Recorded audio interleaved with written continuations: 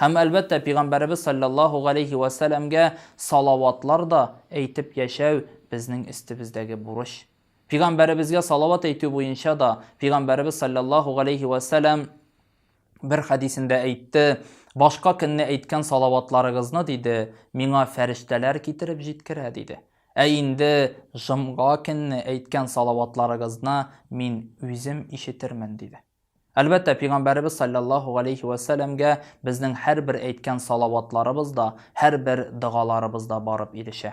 Нинди генә дұға кылабызмы, кемне генә искә алыйк, мәрхүм-мәрхүмәләребезне дұға белән искә алабызмы, үзләребезгә яхшылык, туры юлны теләп дұға кылабызмы, Коръән укып дұға кылганда да Пәйгамбәрбез саллаллаһу галейһи ва сәлламның рухына да дұға юлласак иде. Һәм әлбәттә Пәйгамбәребезнең шәфәгатенә ирешергә дә Аллаһ Тәгалә насиплардан кылса иде. Бер вакыт бит Пәйгамбәрбез саллаллаһу галейһи ва сәллям минбәргә мингәндә, минбәрнең бер баскычына менеп басканнан соң әмин диеп әйтә. Икенче баскычына менеп басканнан соң әмин диеп әйтә. Өченче баскычына менеп басканнан соң әмин диеп әйтә. Моны күргән Пәйгамбәребезнең шәкерте сорый: "Я Расулаллаһ, әй Аллаһның илчесе, ни өчен син әмин, әмин, әмин диеп әйттең?" ди. Моңа җавап итеп Пәйгамбәрбез саллаллаһу галейһи ва сәллям әйтә: "Әй шәкертем ди, мин ди беренче баскычка менгәндә ди, икенче баскычка менгәндә дә, өченче баскычка менгәндә дә миңа ди Җабраил фәрештә ди минем колагыма әйтте ди.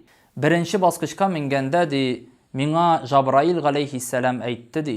Әгәр дә Рамазан шәриф аена ирешеп, Рамазан шәриф аеның олуг ай икәнлеген белә торып та ураза тотмаган бәндәгә Аллаһның хәсрәте булсын дип әйтте ди. Әмин, әмин диеп әйттем ди.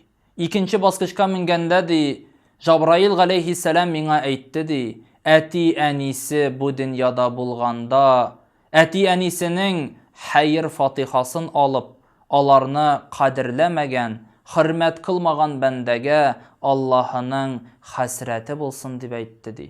Әмин, әмин диеп әйттем ди. Өченче баскычка менгәндә ди Пәйгамбәрбез саллаллаһу галейһи ва сәллям әйтә: Җабраил галейһиссәлам әйтте ди, Мөхәммәд галейһиссәламның, ягъни синең пәйгамбәрлегеңне белеп тә, олуг пәйгамбәр икәнлегеңне белеп тә, сиңа салават әйтмәгән кешегә Аллаһның хәсрәте булсын дип әйтте ди. Әмин, әмин диеп әйттем ди.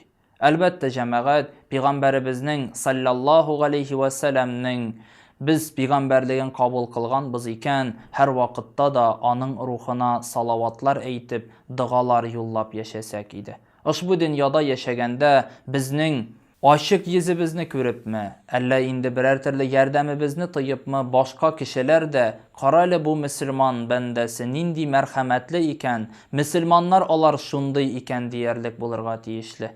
Biz һәрберебез дә үзебезнең әхлагыбыз белән, үзебезнең кылган гамәлләребез белән, кылган эшләребез белән Пәйгамбәребез саллаллаһу галейһи ва сәлламгә ошасак иде, ошарга тырышсак иде, газиз дин кардәшләрем. Аллаһ Раббыбыз диннән ерак булган бәндәләргә ислам диненә күнәргә, Аллаһ Раббыбызның кушкан фарыз гамәлләрен үтәп, Пәйгамбәребезнең сөннәт гамәлләрен башкарып яшәргә дә үзе җиңеллек, мөмкинлек насыйп итсә иде. Ассаламу алейкум ва рахматуллаһи ва баракатуһ.